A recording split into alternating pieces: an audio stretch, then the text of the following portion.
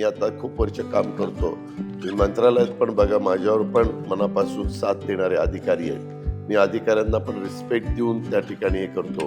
काम करून घ्यायचं असेल तर विजयराव तुम्ही ACS आहेत, हे डिपार्टमेंट तुमच्याकडे, हे आपल्याला काम करायचंय. कसं करायचं, कसं बसवायचं तो तुमचं काम आहे. पण आपल्याला चौकटीत बसून ते द्या. अधिकारी त्या पद्धतीनं करतात. अजिबातच बसत नसेल तर विजयराव सांगतात, दादा हे काही बसणार नाही, मला तुम्ही आग्रह करू नका, सोडून द्या, चला पुढचा विषय.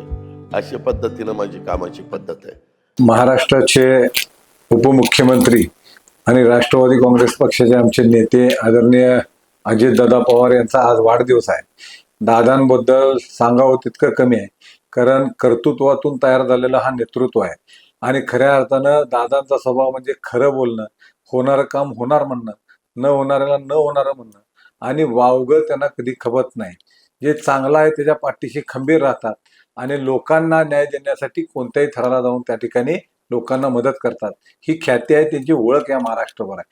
आणि म्हणून आज आम्ही आई अंबाबाई चरणी सर्व राष्ट्रवादीचे सर्व माजी महापौर, माजी नगरसेवक, सर्व पदाधिकारी आई अंबाबाई चरणी जाऊन तिथं प्रार्थना केली की लवकरच आमच्या दादांना या महाराष्ट्राचा मुख्यमंत्री करून आपल्या दर्शनासाठी येता यावं, अशा पद्धतीचा आशीर्वाद द्या, असं आम्ही आई अंबाबाई चरणी प्रार्थना केलेली आहे.